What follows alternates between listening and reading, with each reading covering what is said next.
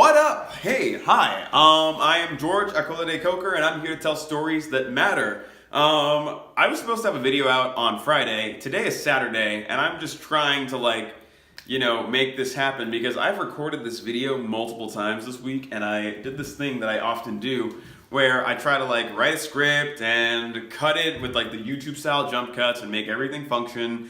And I'm realizing that one, there's nothing wrong with that. It's totally fine. If that's what I want to do, that's what I should do. If that's what a person wants to do, that's what they should do.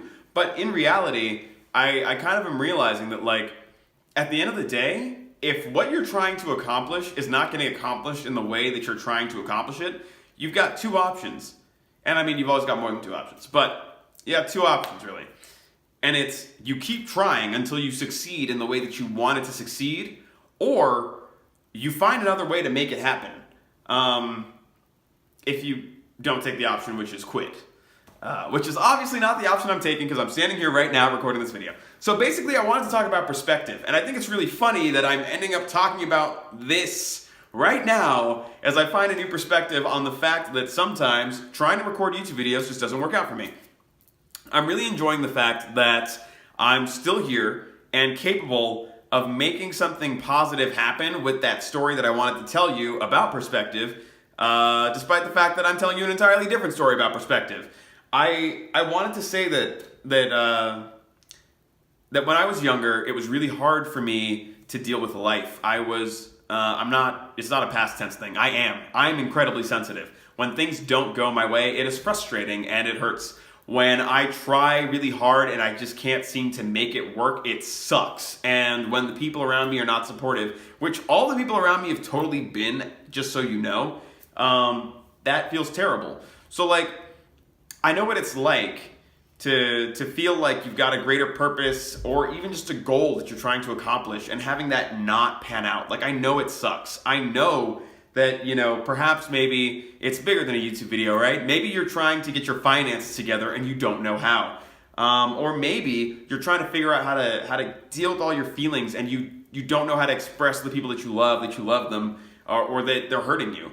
I just want to say, whether it was your guardians or your teachers or your parents, whoever it was that caused you to believe that you should handle your problems the way you're handling them, did the best that they could, okay? But it's up to you now to deal with your problems, which means that you've got to go and find a way to fix these things that you inherited, because if you don't, you're just going to shovel these problems onto the next person. And if you saw that this was a problem and didn't fix it, you're just as bad as the people who handed you the problem. And when I say just as bad, I don't mean that those people are bad people. I mean that you need to forgive those people as well, right? Because when it comes time for you to be the person who didn't step up and do the thing, you need to be forgiven as well so that you can move on, so that they can move on. And instead of going to blows with each other, you can actually just go, hey, I have compassion for the fact that this didn't work out the way you hoped it would. Or I have compassion for the fact that you were ignorant of this problem. I have compassion for the fact that you saw this as a problem and didn't want to deal with it because that's how you felt. Perspective. I didn't always look at things like this. I didn't always go, wow, this sucks. Life is hard. But perhaps this is happening for me and not to me. I was not that optimistic, bubbly person. In fact, when I was a teenager in high school, I was actually pretty freaking depressed. I was never diagnosed, but I would talk to my family about how I was considering self-harm. I would talk to my friends about none of that because my family wasn't receptive. So how were my friends going to handle this? Growing up in a Nigerian American family, that is not a thing you talk about. Mental health is not a thing that exists. It's just you're healthy or you're crazy. That's the two options. It's a dichotomy. Healthy, crazy. That's how we see it. That's not how we see it. That's how Nigerian culture has perceived it for a very long time. I just want to clarify that. I hide under my blankets and just wait for life to stop hurting me. I just wait for shit to stop happening. I would just be I used to say all the time, I wish I could just hit pause on life because I need time to rest and figure myself out and come back to this. I can't handle it right now. And I'm realizing that nobody gets to hit the pause button on life, right? I mean, even if you could hit the pause button on time, like, I don't even really know what that would do for you. At the end of the day, like, I was saying earlier, I came to this realization that, like, you don't run out of time, you run out of life. And I mean, sure, you might have deadlines to meet, right? But, like, that's, like, the life of your project. Other projects are happening. Other projects will continue to happen. New projects will spring up to replace the project you didn't finish, right?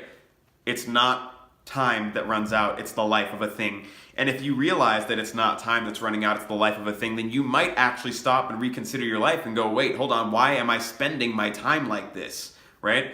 I have this metaphor that I use to talk about life, where I say that life is like, my cat is, oh God, I thought my cat was going to jump on the light box.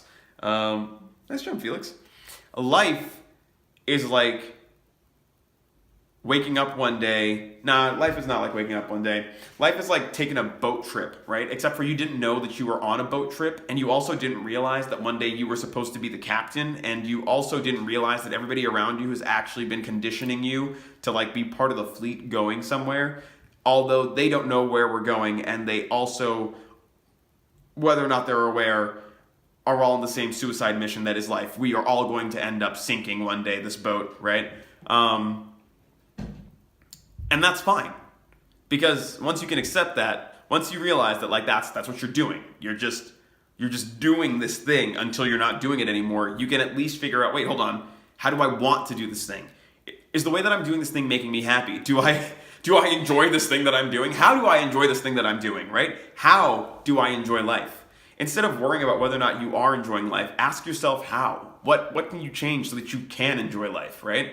I think it's super important. Perspective, right? I've said that so many times. I don't know how many more times I'm going to say it. I'm probably going to just wrap this up right now with a little thing about thoughts and emotions and perspective. So if you want to, like, join me for a second on one of my little, like, thought experiments, I'm going to explain logic and emotion in a way that you might not have heard explained before. And I would love for you to tell me in the comments how you feel about this explanation of logic and emotion. If I told you that your logic was a tool by which you make intelligible emotional values, would you be able to maybe consider the fact that in this model, logic without emotion has no real value, and emotion without logic is also somewhat valueless, right? It's not that a person is fully logical or fully emotional. That's completely untrue. It's that people, there's a dog barking. It's that people have logic and emotion, and that if we try to use logic without emotion, we end up without the ability to truly appreciate value systems, right? Because the values that we apply to things, like if you're using pure logic, nothing is more valuable than anything else, because you can't really have preference in logic. You just have facts. In emotions, all sorts of things have a value for all sorts of reasons that are not necessarily intelligible, which means that without logic, you can't really sort of come to conclusions about why you're going to weight things the way you choose to weight them in the moments that you're weighing them. That is to say, if you're trying to live an emotion-free life,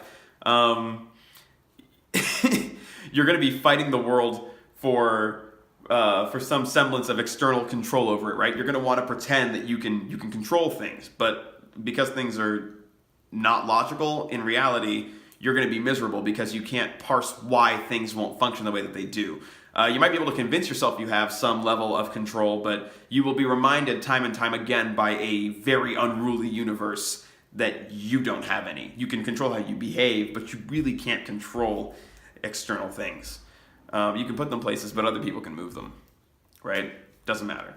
On the other hand, if you're trying to be super emotional and logic-free, you're going to find that your emotions your logic will still be there, but your emotions will grab your logic and drag it kicking and screaming into whatever circular, loops it can to maintain whatever emotional state that you've come to be accustomed to, right? So you'll be sitting there and you'll be, I'm happy, not happy. Let's say you are accustomed to sadness. So whenever you find a reason to be happy, instead of accepting that you've got a reason to be happy, you probably will spend your time asking yourself, well, why am I happy? Why do I deserve to be happy? And if you don't do that, you might ask yourself, well, what's going to be the thing that takes away my happiness, right? Because you're like, happiness, it can't be permanent, so... But that's the thing. That circular logic that you employ in that state of sadness to maintain your sadness, or in your states of anger to maintain your anger, you could also apply to your happiness to go, wait, hold on, I'm not happy, how do I get back to happy? Instead of being, oh, I'm sad, how do I get back to sad when you are happy or angry?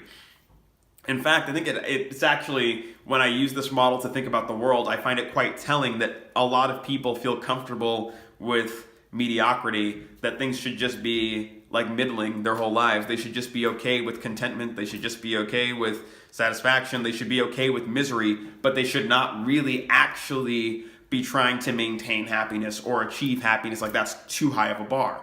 I think that the fact that that's like what we perceive reality to be is incredibly telling, especially when we recognize that there are some people out there who are just happy.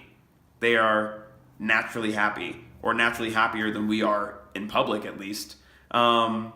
And I think that what that means, in a nutshell, is that when you investigate, I guess, our psychological preferences, we have a preference for emotional safety, and happiness is not safe, because if we start above misery, misery is a place we can fall to. But if we stay at misery, it's just safer at the bottom, right? I don't know. That's just something to think about. Food for thought. I am probably not going to edit this video. If you liked it, please leave me a like. If you think that other people would benefit from a little chat about perspective, please share this video. If you've got thoughts beyond whatever I asked you to comment on earlier, because I don't have a script, please leave me your thoughts, your comments. I love them. I read them all. You will notice if you go back to my videos that I basically respond to everything if I've seen it. And yeah, if you want to follow me on Instagram, I'll be writing poetry and doing yoga and doing photography. If you want to follow me on Patreon, I'll be posting, like, secretly my favorite poems and just little blog posts. Thanks.